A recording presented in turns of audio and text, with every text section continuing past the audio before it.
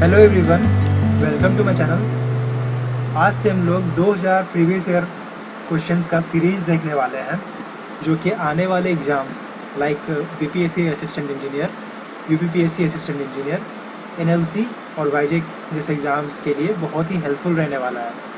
तो आज की सीरीज़ में हम लोग थर्मोडायनेमिक्स को स्टार्ट करेंगे। तो ये थर्मोडायनेमिक्स का पार्ट 1 है। तो सबसे पहले basic concept and zeroth law of thermodynamics से स्टार्ट करते हैं। फर्स्ट क्वेश्चन है, if the compression or expansion of a gas takes place in such a way that the gas neither gives heat nor takes heat from its surroundings, the process is said to be। अब कोई process है जिसमें कि system से heat ना तो बाहर जा रहा है ना तो सिस्टम में हीट सराउंडिंग से अंदर आ रहा है, तो ऐसे प्रोसेस को हम लोग एडियाबैटिक प्रोसेस बोलते हैं। नेक्स्ट क्वेश्चन देखते हैं।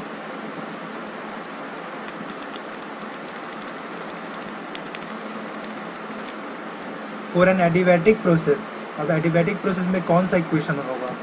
P V equals to constant, ये तो आइसोथर्मल के लिए होता है। P V to the power n equals to constant, ये पॉलीट्रॉपिक के लिए होता है। P upon rho to the power k equals to constant, ये इक्वेशन एडियाबैटिक के लिए होगा।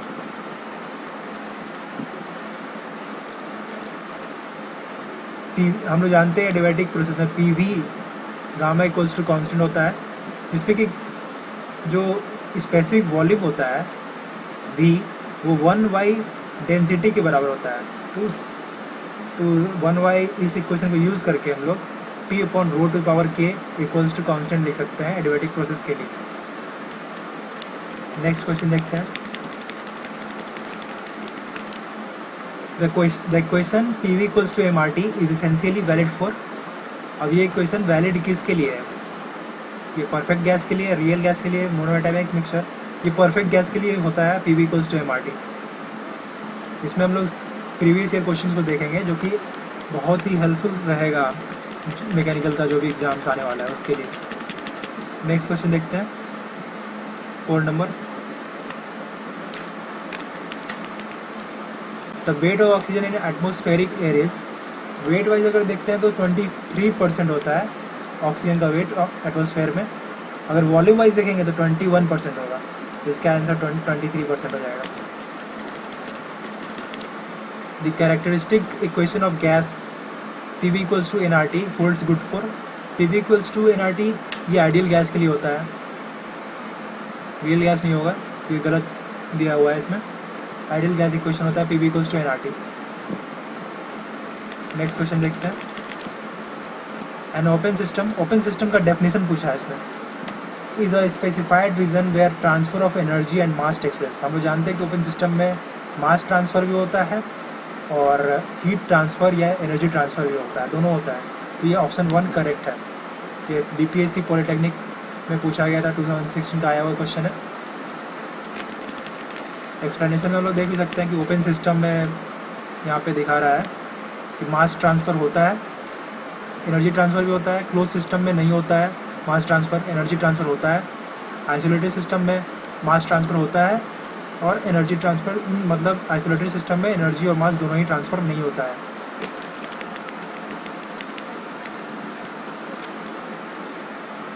The equation P plus a upon b square V minus b equals to R T is a, ये वैन डेर वाल्स इक्वेशन होता है, हम लोग जानते हैं। बहुत ही ईजी सा क्वेश्चन था ये। आगे बढ़ते हैं। In an open thermodynamic system, फिर से ओपन प्रोसेस के बारे में पूछा है। ओपन थर्मोडायनेमिक प्रोसेस में क्या होता है कि मास ट्रांसफ़र होता है और एनर्जी दोनों होता है, तो बोथ होगा। ऑप्शन सी करेक्ट है यहाँ पर। आगे बढ़ते हैं। नेक्स्ट क्वेश्चन, ऑरसेट अपैरेटस किसको बोलते हैं? ऑरसेट अपैरेटस जो होता है इज यूज फॉर एनालाइजिंग, किस चीज़ को एनालाइज करते हैं? इससे फ्लू गैसेस को हम लोग एनालाइज करते हैं। ऑरसेट अपैरेटस को देख लेते हैं एक बार कि क्या होता है। इसमें 3 पाइपेट्स होता है, सिलेंडर ए बी सी, ये 3 पाइपेट्स होता है और इसमें हम लोग फ्लू गैसेस को हम लोग एनालाइज करते हैं इसे अपैरेटस के थ्रू। क्वेश्चन नंबर 10 देखते हैं। In the Orsat apparatus potassium hydroxide solution is used to, अब पोटेशियम हाइड्रोक्साइड सॉल्यूशन को हम लोग क्या करते हैं ऑरसेट अपैरेटस में? ऑक्साइड एपरेटस में पोटेंशियल हाइड्रोक्साइड होता है, कार्बन डाइऑक्साइड को एब्जॉर्ब करने के लिए यूज़ होता है। आगे बढ़ते हैं नेक्स्ट क्वेश्चन पे।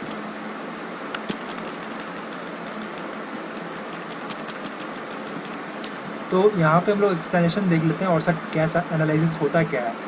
ऑक्साइड गैस एनालाइजर जो होता है वो मेजर करता है वॉल्यूम और फ्रैक्शन, मोल फ्रैक्शन होगा यहाँ पर कार्बन डाइऑक्साइड का, कार्बन मोनोऑक्साइड का और ऑक्सीजन का in the dry flue gases. Dry flue gases में हम लोग इसका मोल फ्रैक्शन और वॉल्यूम एनालिसिस करते हैं।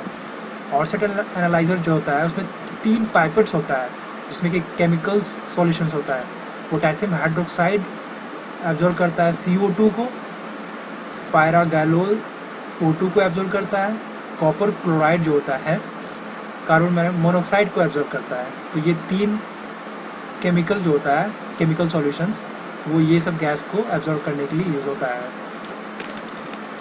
फ्लू गैसेस में। नेक्स्ट क्वेश्चन देखते हैं 11 नंबर। एक close system is one which. अब क्लोज सिस्टम का डेफिनेशन पूछा है इसमें। क्लोज सिस्टम में क्या होता है कि मास ट्रांसफ़र नहीं होता है और एनर्जी ट्रांसफ़र होता है। तो permit the passage of energy and matter across the boundaries, ये गलत है। Does not permit the passage of energy, wrong. Permit the passage of energy across the boundary, does not permit the passage of matter, ये सही है, option C सही है।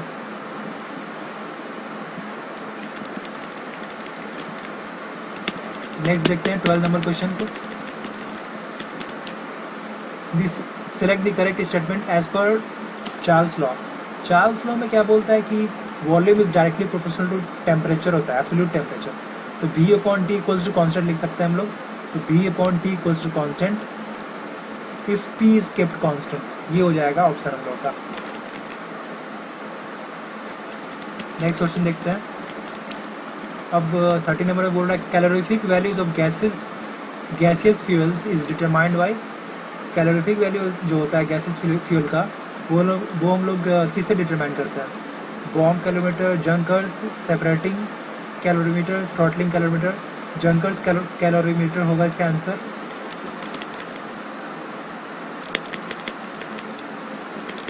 Which of the following is a general gas equation. General gas equation इसमें से कौन सा है?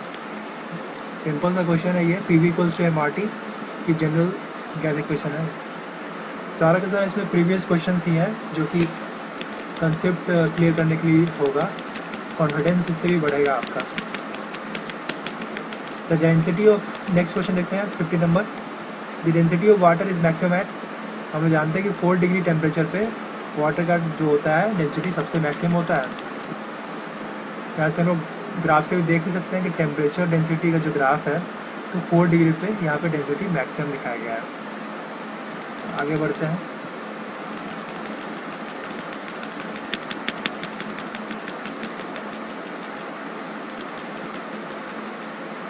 तो 60 नंबर क्वेश्चन को देखते हैं हम लोग। The sequence of process that eventually returns the working substance to its original state is known as। अब कोई प्रोसेस है उससे गैस को इनिशियली जो जिस स्टेट पे था, जिस स्टेट पे उसका प्रेशर, वॉल्यूम, टेम्परेचर था, सेम वही पोजीशन पे अगर ला दिया जाए प्रोसेस, कोई प्रोसेस करके, तो उसको हम लोग थर्मोडायनेमिक साइकिल बोलते हैं, क्योंकि उससे एक साइकिल कंप्लीट हो जाता है। इनिशियल स्टेट पे जब आएंगे हम लोग घूम फिर करके तो एक साइकिल कंप्लीट हो जाएगा, उसको हम लोग थर्मोडायनेमिक साइकिल बोलते हैं। 17 नंबर क्वेश्चन देखते हैं। ये सब बेसिक सा क्वेश्चन है, धीरे धीरे हम लोग आगे सारे क्वेश्चन को देखेंगे। 17 नंबर क्वेश्चन में है एक perfect gas at 27 degree Celsius is heated at constant pressure so as to triple its volume. The final temperature of the gas will be. Perfect gas है 27 डिग्री टेम्परेचर पे उसको heat किया गया है constant pressure पे, तो उसका final जो वॉल्यूम हो गया है वो ट्रिपल हो गया है। इनिशियली वॉल्यूम V था तो फाइनल वॉल्यूम 3V हो गया है।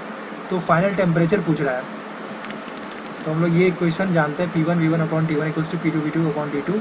प्रेशर कांस्टेंट है तो इसको हम लोग V1/T1 इक्वल्स टू V2/T2 ये यूज़ करेंगे अगर इक्वेशन, तो हम लोग का टेम्परेचर जो होगा आ जाएगा easily T2 equals to 900 kelvin में आएगा।